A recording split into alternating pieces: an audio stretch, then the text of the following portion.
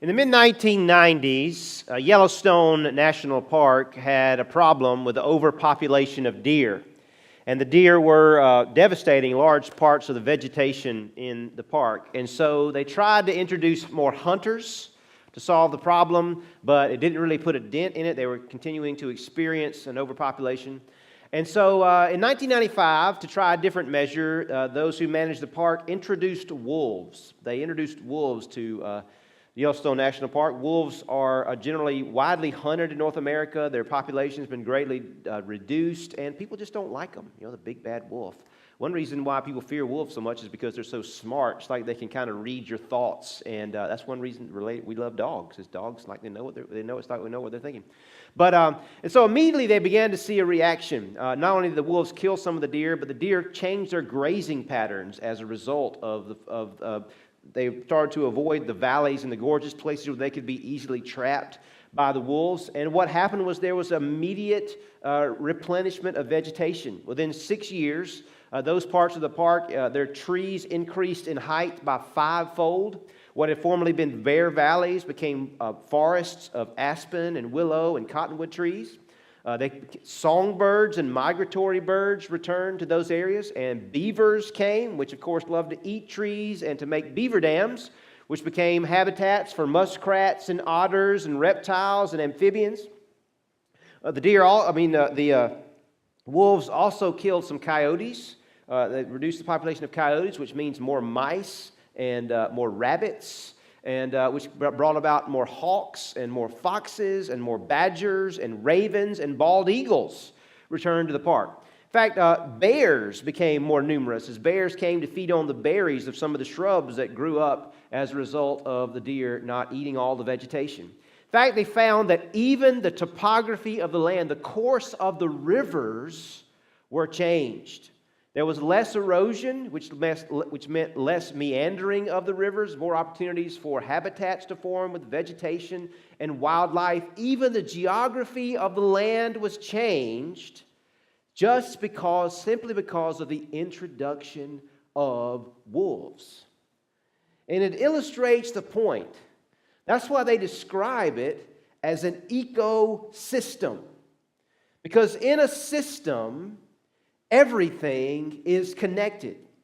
And even what seemingly might be the most insignificant change can have a profound influence on the entire system. You know this with your bodies. Our bodies are a system, and one small change can affect any other change. The definition of a system, you look it up in the dictionary, a set of connected things or parts forming a complex whole. Now, the goal of this series has been to get us thinking about our families as systems. That just like an ecosystem or just like the system that is your body, a change with one member of our family, whether something that happens to them or some choice that they make, even if they live 1,000 miles away, can have a profound influence on us and on our well-being and on the entire system. You, whether you know it or not, you are a part of a family system. Whether you're adopted into that family, whether you're born into that family, you are a part of a family system. And what happens to close members of your family, even if you're not that close relationally or emotionally, has an influence on you. And what happens to you has an influence on other members of your family. That can be a little scary. And we talked about this over the last few weeks about our choices and our decision having a profound influence, not just on our kids, but on our parents, on our siblings as well. But it can also be inspiring because it means that you have more influence over other people in your life, in your family, than you might be aware of. And so you don't want to sacrifice that. You can use that for good. And so what this means is that when problems develop, when we might describe them as symptoms in the family, say maybe it's depression, maybe it's sadness, maybe it's a relationship schism or breakup, a divorce, maybe it's a taking up of bad habits, a child rebels, suddenly their behavior changes, maybe even physiological symptoms, your health, could be related. Because we're in a system, the symptom may not be the source of the problem. All of our attention goes to that one who's depressed, or the symptom, the sadness or the rebellion or whatever's happening, maybe even an illness. All the attention is on the symptom. But the symptom in a system, the symptom may not be the source of the problem. Or describe it in another way, the cure to the symptom may not be what's obvious, okay? That treating the symptom may not cure the sickness. May be a deeper issue, a deeper problem. Just like you wouldn't imagine that the cure to bringing more bald eagles and badgers and hawks and rabbits back to the forest and changing the meandering of the rivers don't change pattern would be wolves. You probably wouldn't guess that. In the same way, it may be that the cure to depression or a child's misbehavior or a relationship breakup, it may be different than what you think that it is or what it might appear to be most obvious, because in a system, everyone is influencing everybody else. And today we're going to talk about a problem or something that automatically injects stress into a system. It's a chronic syndrome that all of us can relate to, but it's present in different degrees in all of us and all our family systems, our relationship systems, and that is anxiety. Anxiety or worry or fear. Anxiety, as much as we get attached to it, anxiety is always toxic in a family system. It is toxic in a relationship system. There is nothing good that comes from anxiety. And part of the reason for that is anxiety is always focused on and all this attention toward what isn't real, what doesn't yet exist. It might come into being, but does not yet exist. Now, and another part of anxiety, one reason why it is so toxic is because it spreads.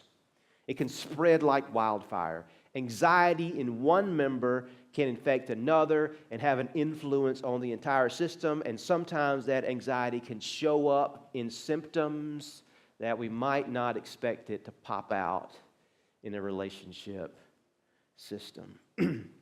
Now, not all, I think it's important to say that not all stress in a family system is bad, or in a relationship system. Not all stress is bad. Anxiety is certainly a certain type of stress. It creates stress in the system, but not all stress is bad. There's stress when there's any change. When a child comes into the family, a new child is born, there's stress, okay? There's stress. The system is changed.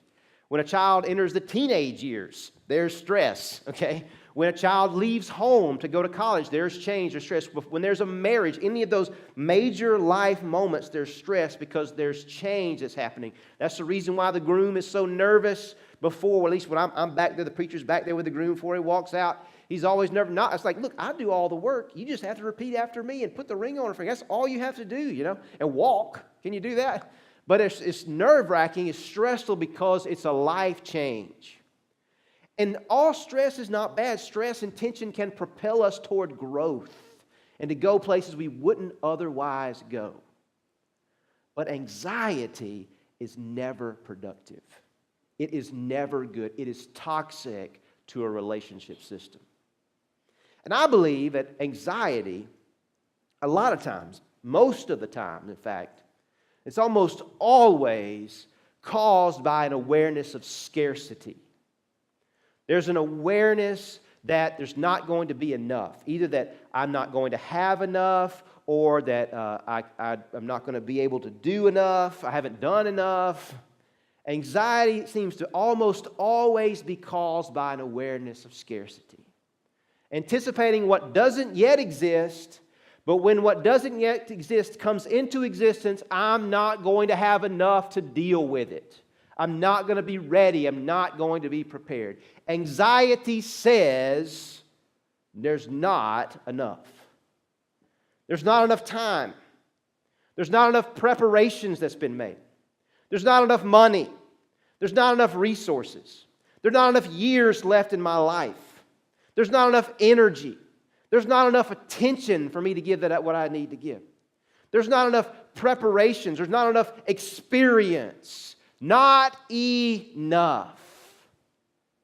That's what anxiety says. And anxiety is toxic in a relationship system because when people are anxious, again, they're anxious about what doesn't yet exist, that a lot of times people start lashing out at each other. That they behave in ways that they wouldn't otherwise act if they weren't so scared. Now, over the last few weeks, I've been paying attention, preparing for this sermon, thinking about this sermon about anxiety in my own life. And I'm proud to say today that I have mastered anxiety, that I'm completely healed of it. It's gone. Yeah.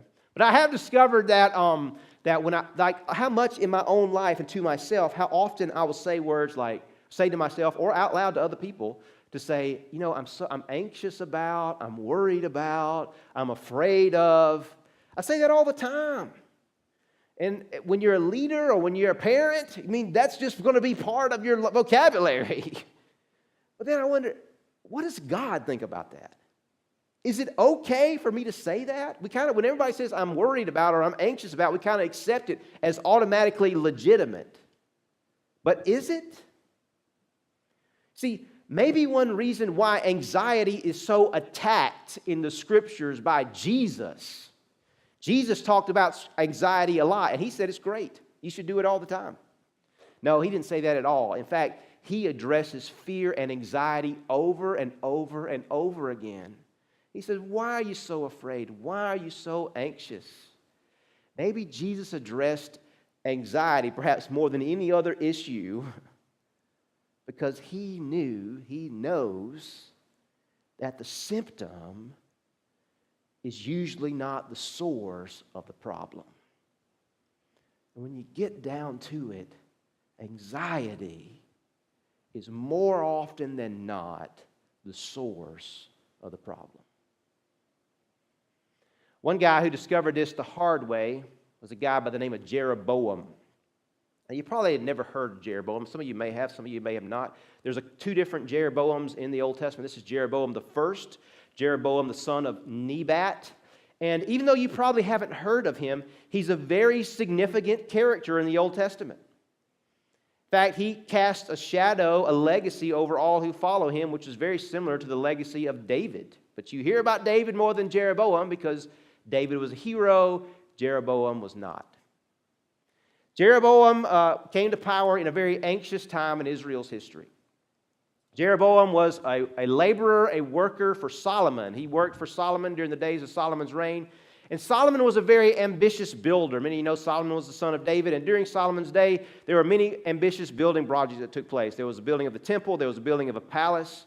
And Solomon had a large labor force that helped him to build his mighty projects. It might be more, instead of calling them a labor force, it might be more appropriate to call them a slave force that he conscripted. Jeroboam was from the tribe of Ephraim. And he was a worker, and in fact, he had leadership gifts and became a foreman in Solomon's workforce. And he didn't just have leadership gifts to be able to run a crew, but he also was very ambitious. And it's clear that not everyone was happy with Solomon, and Jeroboam actually helped to lead a rebellion against Solomon that was not successful. And after it was defeated, Jeroboam fled to go to Egypt to find sanctuary protection from Pharaoh, the king of Egypt. But one day before this happened, Jeroboam was leaving Jerusalem, walking out of the city, going into the countryside, and a prophet named Ahijah met him. And it says Ahijah was wearing a brand new cloak, an outer garment. And as he walked with Jeroboam, as they went out in the countryside, it says that they got to a certain place, and Ahijah took off the cloak, and he cut it into 12 pieces. And he gave 10 of the pieces to Jeroboam, and he kept 2 of the pieces for himself. And it said, in the same way, I just gave you 10 pieces of this cloak, God is going to give you 10 of the tribes of Israel to rule over and to become their king. And this is what else God says. This is from Ahijah. It says in 1 Kings chapter 11, verse 37.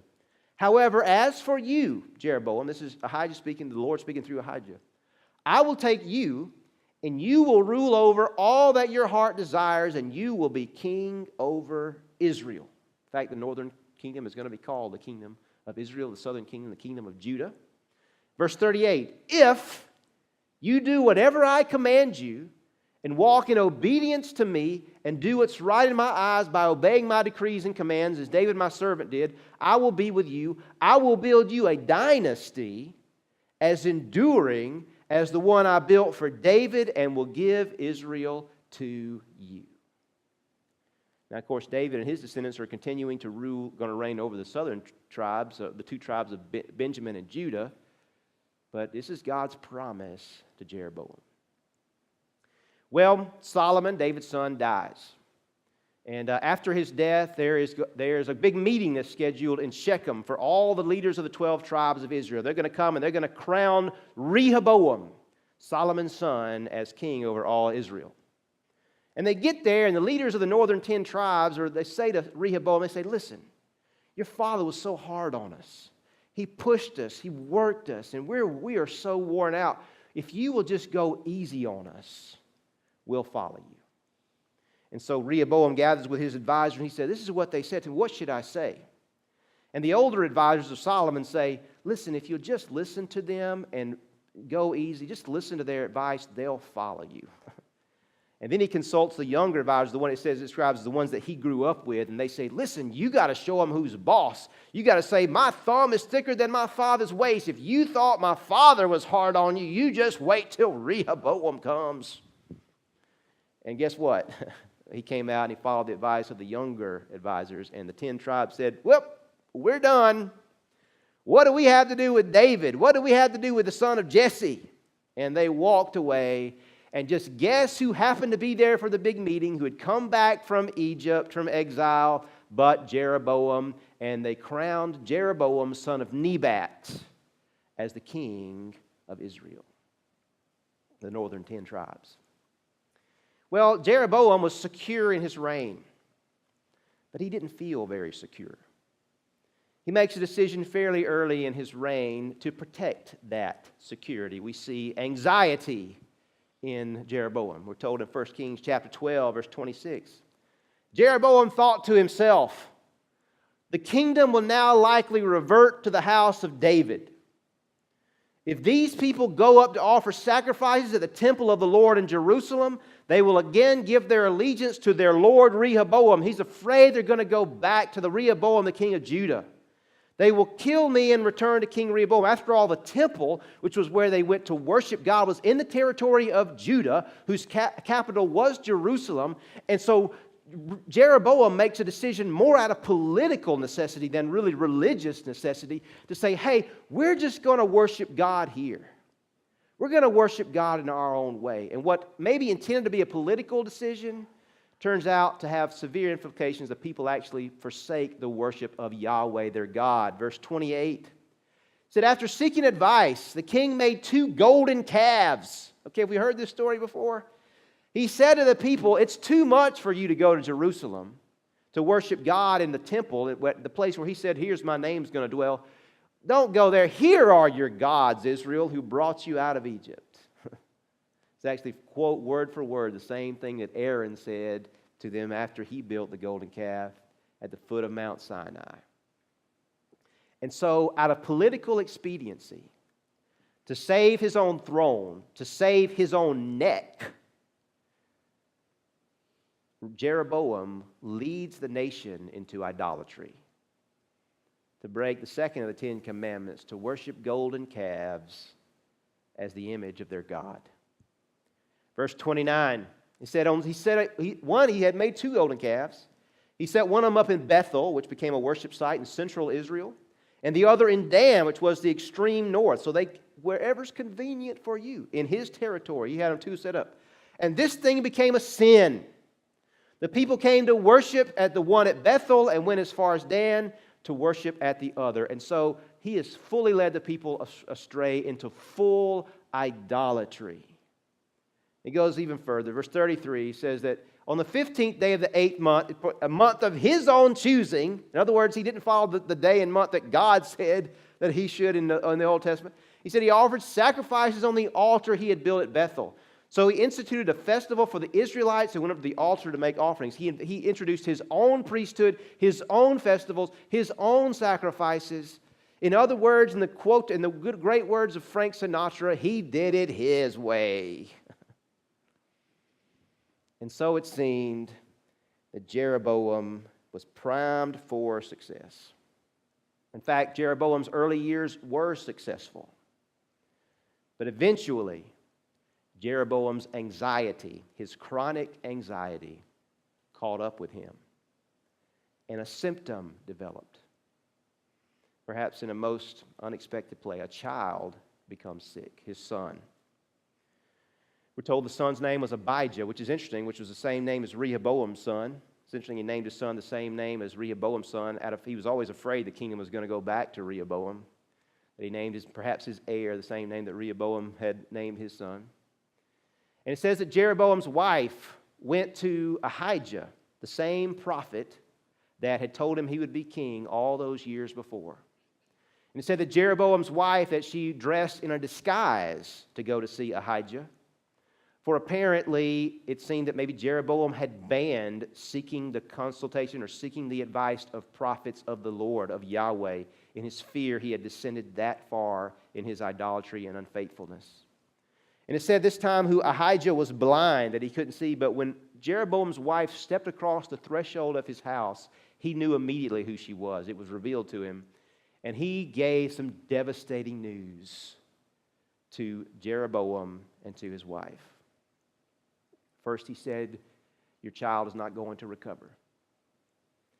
And then he said, your entire household is going to be wiped out because of your own unfaithfulness to God.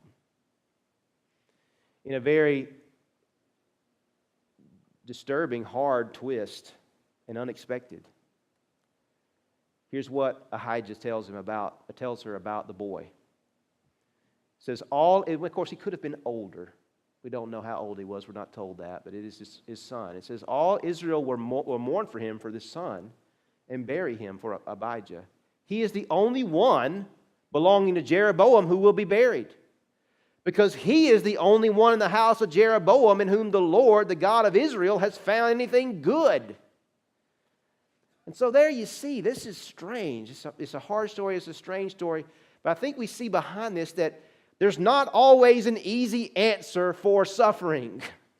There's not always an easy reason behind it. We don't always know. It doesn't mean they did anything wrong. In fact, this child, we're told, he's going to receive an honorable burial because he's the best of them all. It just doesn't make sense. And sometimes suffering is that way, and we see that in other scriptures in the Old Testament, the book of Job, for example. But here's what we're told. And what's revealed is that for Jeroboam, this symptom wasn't the source of the problem. There was a bigger sickness in Jeroboam's household, of which this was just a symptom.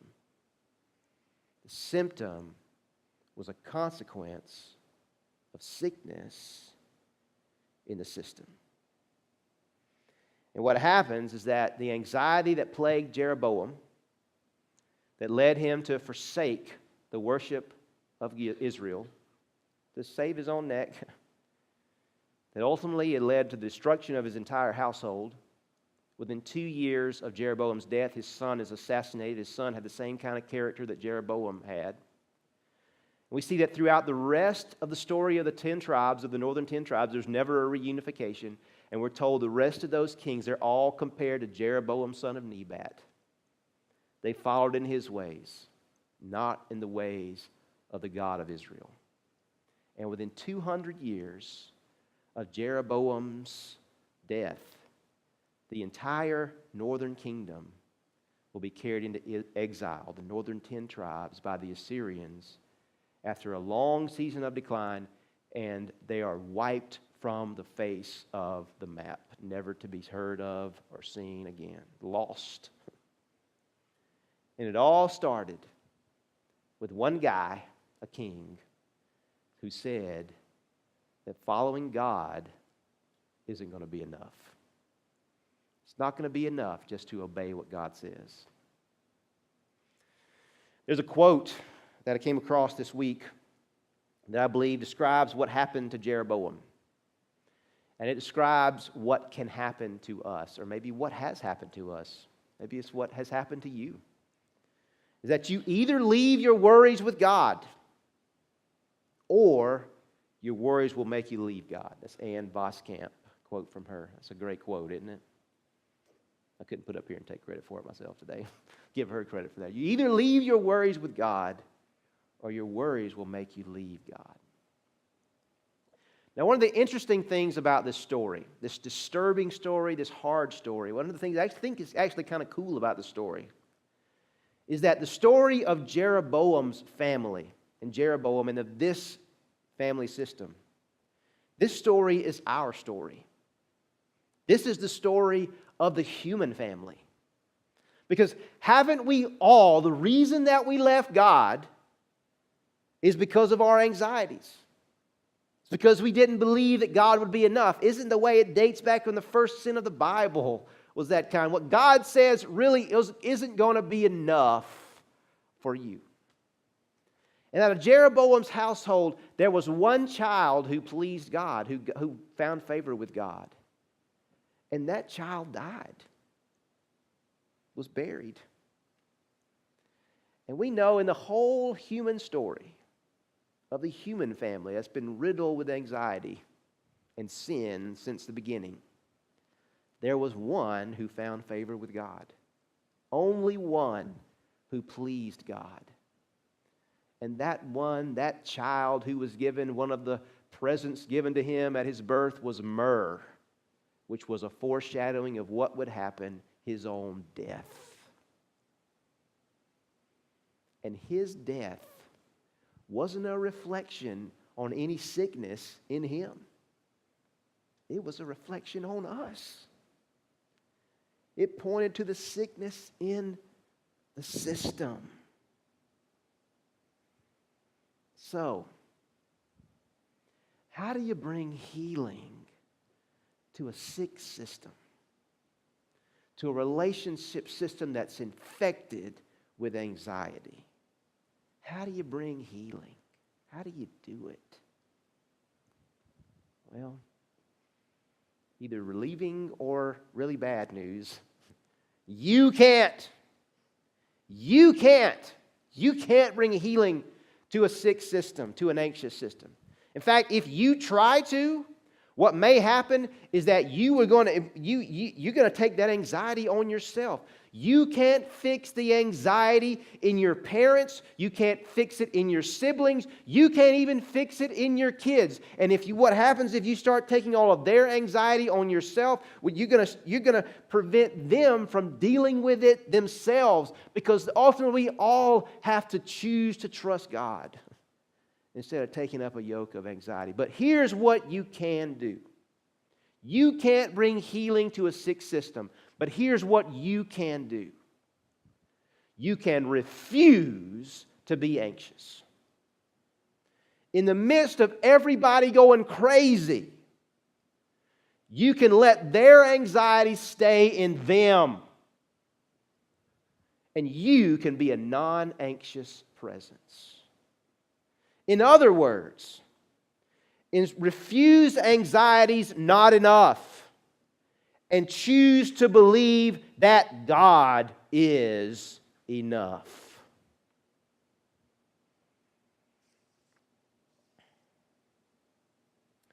You know, one thing that chronically anxious people have a hard time doing? Laughing. Yeah. Because they're always so serious. So serious. You should be worried about this. I love Jesus' response to worry and anxiety. I love it. He addresses this in Matthew chapter 6 in Sermon on the Mount. He said, don't worry and say, what will we eat or what will we drink or what will we wear? Again, not enough. He says, you're worried about clothes and how you look? Well, look at the lilies of the field. They don't work, they don't worry, and look how beautifully God clothes them. Isn't He going to care for you? And you're worried about food and what you're going to eat? I mean, look at the birds of the air. You don't even have to look at them. If you walked in the doors of Mulder Church, you saw them today. They build nests and they're fine. It's like Alfred Hitchcock's The Birds when you walk in here. It's like, It's kind of cool, though, because there's a scripture about the bird building a nest in the house of the Lord. But even though we're trying to drive them away because they're using the bathroom all over the place, they're well fed. If God's able to care for them, can He care for you? You of little faith. You little faithers, you. You got such little teeny tiny faith. It's almost like He's making fun of us. So serious. You are important. You're important to your Heavenly Father. And He who cares for the lilies and the birds is going to care for you. So, seek first God's kingdom and what God wants. Then all your other needs will be met as well.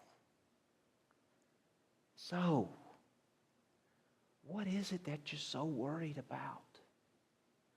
What's so important that ultimately is more important than what your Heavenly Father wants?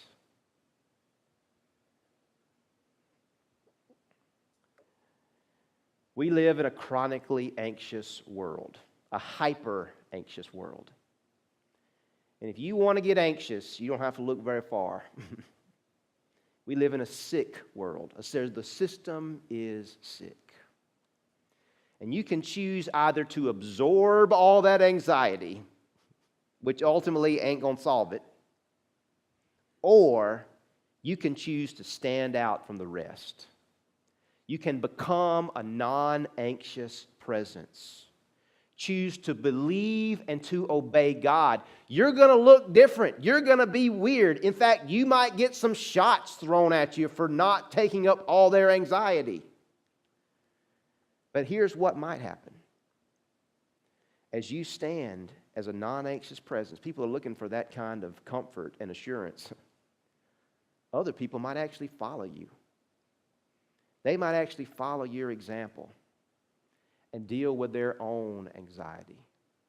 And your choice to refuse to be anxious instead to trust God, it might actually help to lead others out of anxiety and help to bring healing to the whole system.